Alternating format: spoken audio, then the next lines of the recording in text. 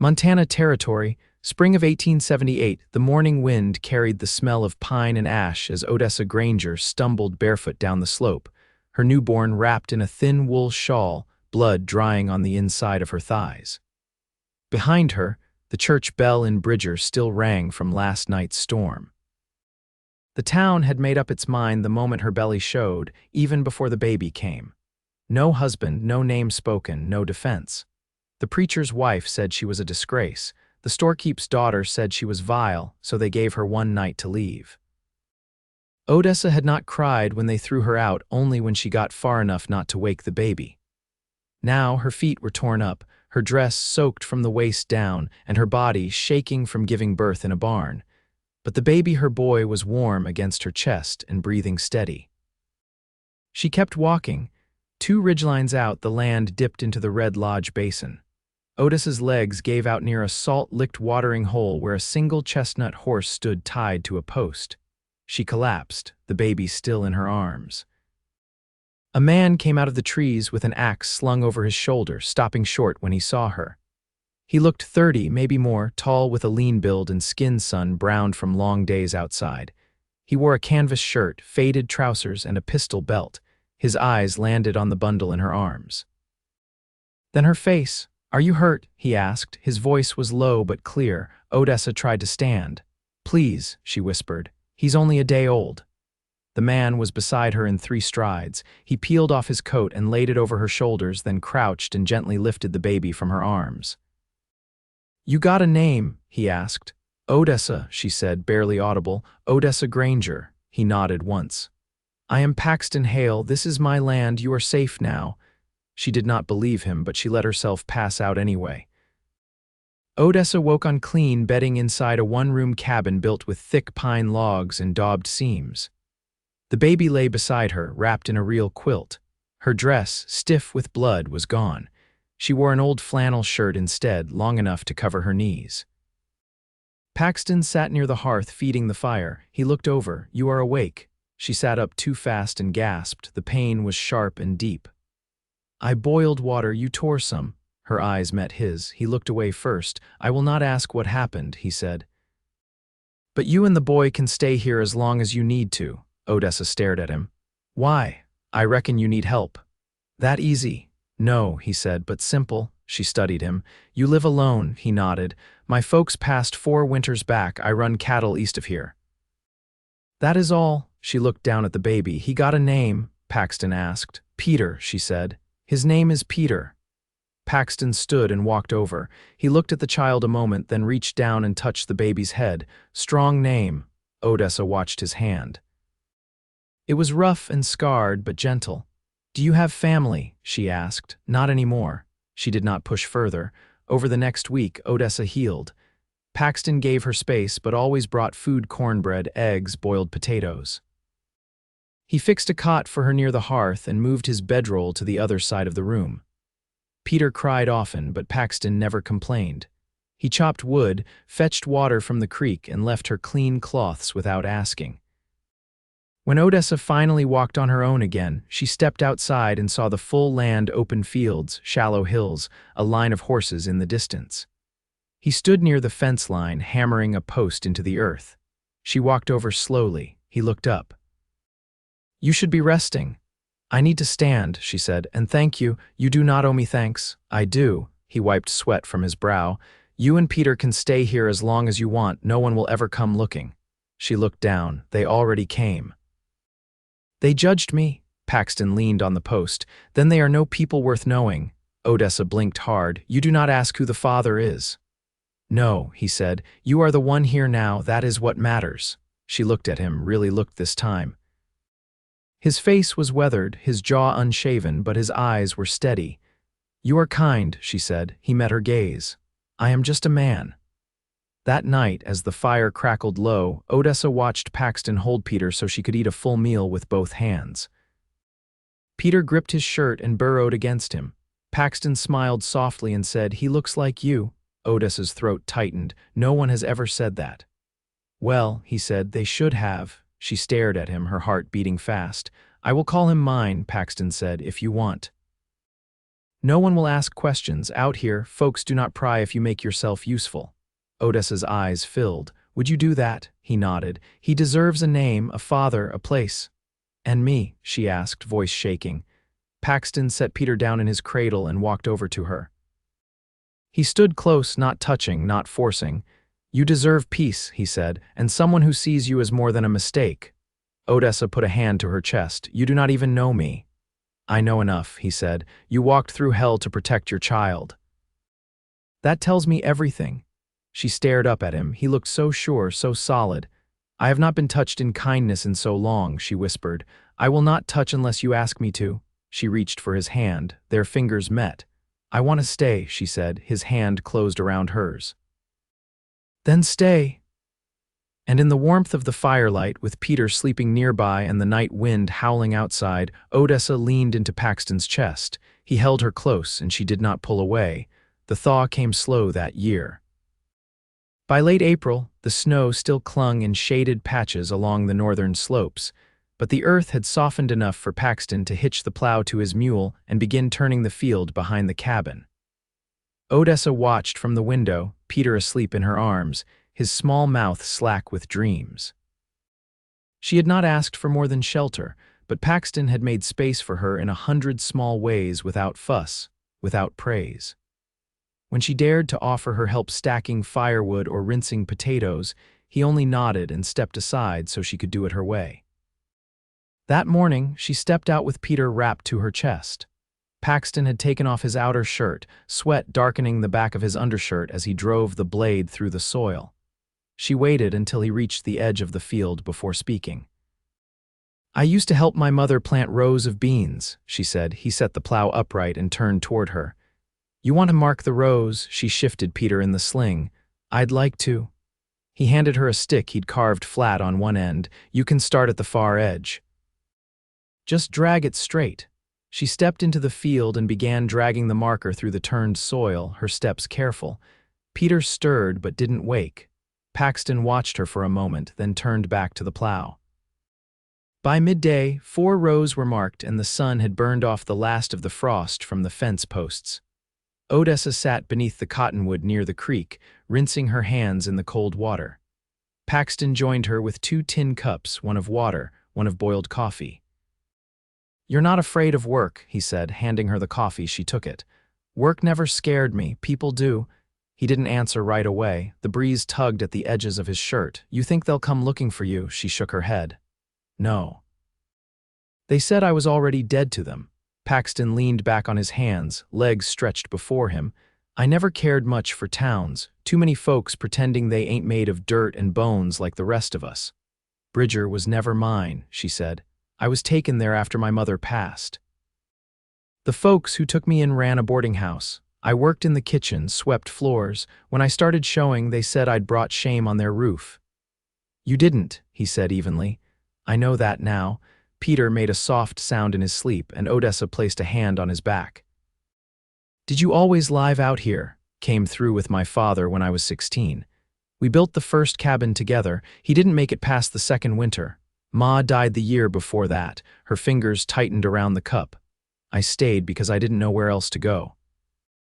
Then I stayed because the land started to feel like mine. Odessa looked out at the hills, the sky wide and clean. It's beautiful here, quiet. Quiet's not always what folks want.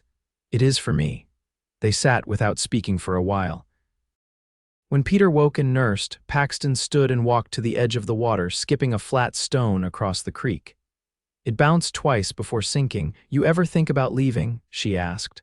I used to, he said without turning, but I didn't have a reason. And now he looked back at her. You're here, her breath caught. She didn't answer. That evening, Odessa stirred stew in the iron pot while Paxton mended a strap on the saddle. Peter lay in a basket nearby, blinking at the flicker of firelight. She noticed Paxton watching the child, his hands pausing over the leather. Would you teach him? She asked. Paxton looked up. Teach him what? To ride, to fish, whatever it is boys learn out here. If he wants to learn, I'll teach him, she nodded. I want him to grow up knowing he belongs somewhere. Paxton set down the strap. He does.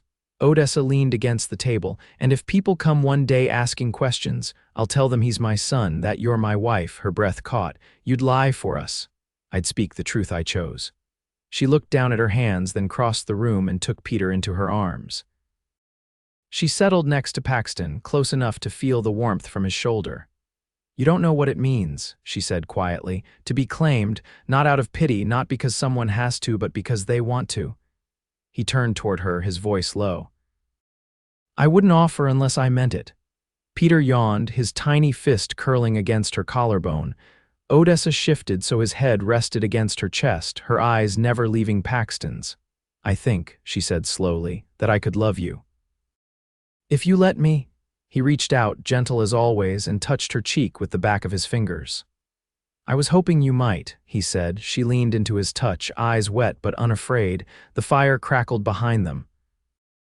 Outside, the last light faded from the hills, but inside the cabin, something steady had taken root, quiet and warm and certain.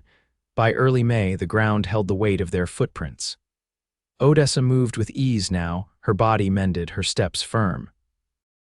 The baby grew heavier in her arms and quieter in her sleep. The days followed a rhythm, planting, cooking, mending, feeding, all woven with a quiet trust that had settled between them like something lived in. Paxton had finished the fence along the southern pasture that morning.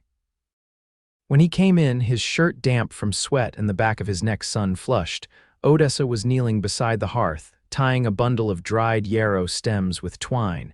He set his gloves on the table. "You gathering for a reason," she looked up.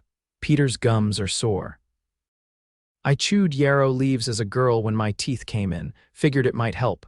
Paxton leaned a hand on the doorframe. "Never would have known that." She stood and dusted her hands. "I don't know much useful, not compared to you, but I remember some things. You know what he needs." "That's enough." She met his eyes.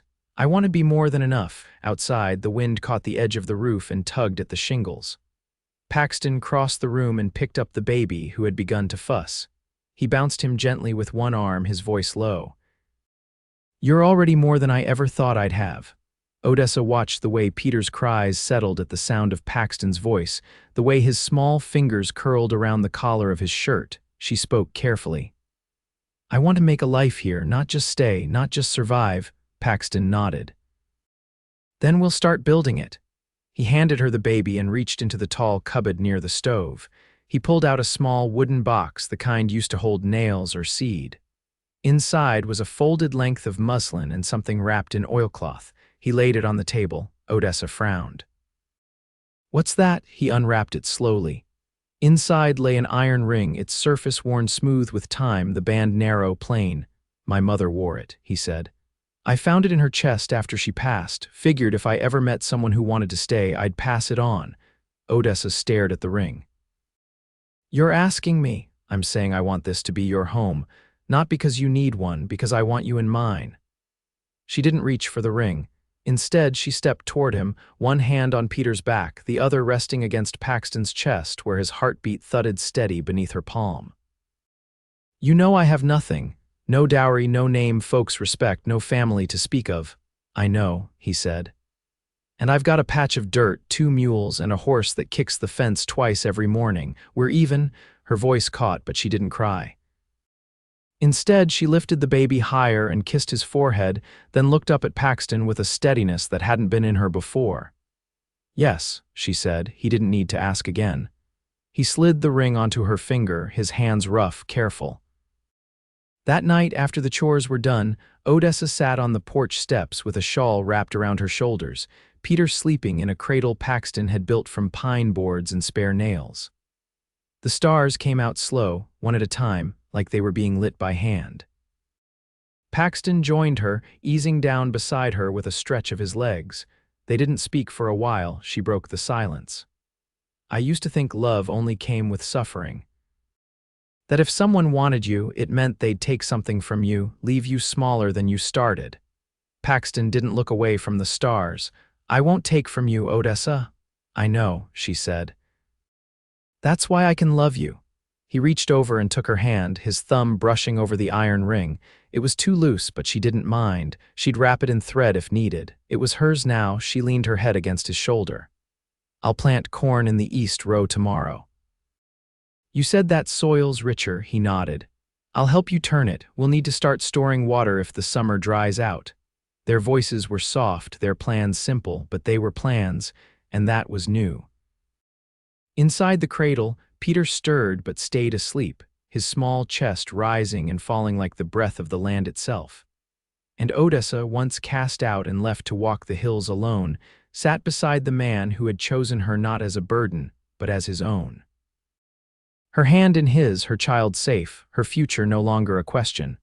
The dark lay gentle over the homestead, and for the first time in her life she felt like she was exactly where she belonged. By late June, the sound of wind through the cottonwoods was thick with insects. Odessa stood waist-deep in stalks of young corn, sleeves rolled high, a woven basket looped over one arm filled with sprouting beans. Peter was asleep under the elm behind the cabin, shaded by a canvas sheet Paxton had stretched between two posts. His breathing was steady, his fists unclenched. Paxton was near the creek, digging a trench for runoff. The spring rains had been kind, but the soil was drying faster now, and he'd said they'd lose half the crop if they didn't start pulling water where they could. When Odessa glanced up, she saw him pause, then straighten slowly, both hands braced at his lower back. She left the basket in the row and walked toward him, boots kicking up dust. "You're stiff," she said, crouching beside the trench and taking the spade from his hand.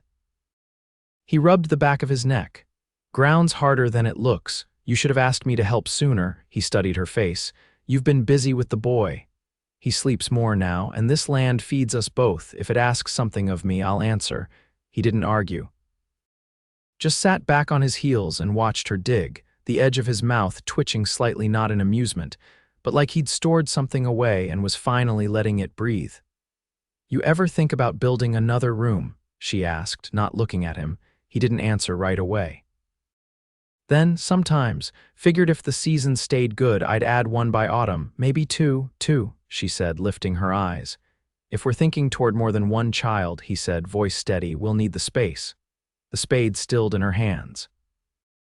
The sun was warm on her shoulders, and the earth below smelled of clay and grass roots. "I've wondered," she said quietly, "what it would be like to carry a child knowing someone was waiting for him." Paxton didn't move. "You'll never do that alone again." She set the spade aside and brushed dirt from her palms. "Then let's build it before the frost comes," he nodded. "We'll cut the beams next week. I know a man who trades nails out of Joliet, comes through once a month." They walked back to the cabin together, Paxton lifting Peter from the cradle before Odessa could. The boy blinked up at him, then reached for his beard with one small hand, tugging gently. "He's got your grip," Paxton said. Odessa poured water into the basin near the door. "He'll need it. World doesn't give gentle to children born outside its lines." Paxton tucked the baby's head against his shoulder. "He's not outside anything now." Later, after the corn rows were watered and the tools cleaned, Odessa folded cloths in the low light of the cabin. Paxton sat beside the hearth, sharpening the blade of his drawknife. "You ever dream of something before sleep?" she asked, keeping her eyes on the cloth in her hands. "Sometimes." "What do you see?" He set the knife down. A porch, long enough to hold a child's boots and a woman's sewing basket, smoke rising from the chimney before snow. "A horse tied near the fence, nothing grand, just right," she nodded. "I dream of a table with hands on it, yours, mine, our children's, eating, laughing, like that's all the world ever needed from me." He stood and crossed the room. With his hands on her waist, he guided her to her feet. The cloth slipped from her fingers. "You'll have that," he said. "Every piece of it. I believe you." They kissed without urgency, the way people do when nothing has to be proved. His hand stayed at her back, hers resting against the side of his neck. When they parted, she leaned her forehead against his chest and listened to the rhythm of his breath. Outside, the wind shifted. Somewhere near the pasture, a mare whinnied low. Odessa didn't move. "You ever think we found this by accident?" "No," he said. "I think the world took too long to bring us where we belonged." When they lay down that night, Peter between them on the cot with one tiny hand curled against her ribs, Odessa reached for Paxton's fingers beneath the blanket. He laced his with hers. And in the quiet, where nothing was owed and nothing was borrowed, she finally let herself rest. By late August, the beams for the new room had been raised, and the walls were half covered, chinked with clay and straw. Paxton had built the frame with a quiet certainty, each board measured with care, not haste. Odessa worked beside him when Peter napped, holding planks steady, brushing sawdust from her skirt, handing him nails while he leaned into the hammer. The nights had grown cooler. Mornings came with a silver skin of dew on the porch rail. Odessa had taken to wrapping Peter in 2 quilts when she stepped outside to feed the hens. She'd begun saving the eggs in a woven basket lined with dry grass and had started boiling the cracked ones to mash into the garden soil. She'd never thought herself a woman who would take to tending roots and hens, but it fit her, quiet and clean. That evening, as the last light caught in the chinks of the half-raised wall, Paxton climbed down from the rafters and sat beside her on the edge of the porch. His shirt was damp at the collar and his hair stuck to his brow. "Roof'll be on before the frost if the weather holds," he said, wiping his hands on a rag. "Won't need more than a cot and a window," she said. "I'd rather have space to breathe than shelves I'll forget I have," he nodded, then glanced toward the ridge. "There's a wagon that passed this morning. Looked like they were heading toward the old mining cut west of here." She folded her arms around her knees. "Miners, could be. Or someone chasing silver that's already been pulled." Odessa narrowed her eyes. "They pass close, stayed to the trail, didn't stop." He studied her face. "Don't think they were looking for anything." She leaned her chin on her arms. "I'm not afraid of strangers anymore." "You shouldn't be," Peter stirred inside. Odessa rose, stepped through the open doorway, and returned with him bundled against her chest. His cheeks were flushed with sleep, his hair damp at the crown. She sat again beside Paxton and tilted the child toward him. "He'll be walking by spring," she said. "You ready for that?" Paxton took Peter's hand gently in his, watching the fingers curl. "When he starts talking, I hope it's not all questions." "It will be." He grinned then, just a little. "Then I'll teach him how to listen too." She rested her head against his shoulder. "He's going to remember this place, this porch, these trees. He'll know where he came from, and who stayed," she said, her voice low. Paxton turned toward her, brushing a bit of hay from her sleeve. "I want to take you to the basin near Crow Agency. There's a trader there who sets up once a month. He's got bolts of muslin and cotton. Thought you might want to pick something that's yours." She looked up, surprised. "You want me to sew a dress?" "I want you to have something that wasn't handed down or patched over." She blinked, then nodded. "I'd like that." They left at dawn 3 days later with Peter wrapped snug and tied to Odessa's chest. The trail was long but gentle, winding east through pine thickets and wide bluffs. Paxton drove the wagon while Odessa pointed out birds nesting in the rock faces, her voice soft so as not to wake the baby. At the trader's post, Odessa ran her fingers over the bolts of fabric, choosing a deep blue that reminded her of creek water at dusk. Paxton said nothing, only paid the man and helped her load the cloth into the wagon. On the ride back, she pressed the bundle to her lap like a promise. Back at the homestead, Paxton hung a door on the new room while Odessa sewed by firelight. She worked slow, careful, each stitch neat. When the dress was finished, she put it on behind the curtain and stepped out into the main room. Paxton looked up from his chair. He stood without speaking, walking to her with a look that held no disbelief, only pride.